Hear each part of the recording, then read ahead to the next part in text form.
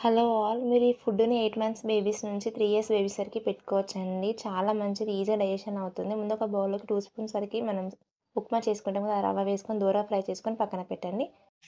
తర్వాత అదే బౌల్‌లోకి 1 స్పూన్ వరకి నెయ్యి, కొంచెం జీలకర్ర, అలాగే సాల్ట్ వాటర్‌లో కడుక్కున్న పాలకూర ఒక గుప్పెడు వరకి వేసుకొని బాగా కలపండి. పాలకూర ఇలా సాఫ్ట్‌గా మగ్గిన తర్వాత 2 గ్లాస్ వరకి వాటర్ వేసుకొని బాగా మరిగించండి.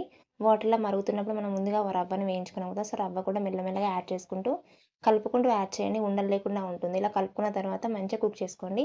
ఇలా కుక్ అవుతున్నప్పుడే 1 ఇయర్ అబోవ్ ఉంటే పిల్లలు సాల్ట్ యాడ్ చేయండి. 1 ఇయర్ బిలో ఉంటే అవసరం లేదు. ఇలా దగ్గర పడినంత వరకు కుక్ చేసుకొని స్టవ్ ఆఫ్ చేయండి. ఒకవేళ 1 ఇయర్ అబోవ్ పిల్లలుంటే మీరు ఇలానే స్మూత్ చేసి తినిపియచ్చండి. లేదు అనుకుంటే 1 ఇయర్ బిలో ఉంటే ఇలా స్ట్రైనర్‌తోని స్మాష్ చేసుకుంటూ తినిపియండి. ఈజీగా డైజెషన్ కావడానికి కూడా చాలా యూజ్ అవుతుందన్న. పాలకూర పిల్లలకి తినిపించడం వల్ల కంటి చూపు అలాగే బ్లడ్ అనేది ఇంక్రీజ్ కావడానికి చాలా యూజ్ అవుతుంది చిన్న పిల్లలకి. మొత్తం చాలనిది కదా మీ చిన్నారులకి తినిపియండి. అలాగే వీడియో నచ్చితే మాత్రం లైక్ చేయండి. తప్పకుండా షేర్ చేయండి. సబ్స్క్రైబ్ మాత్రం చేసుకోండి ఫ్రెండ్స్. సపోర్ట్ కూడా చేయండి.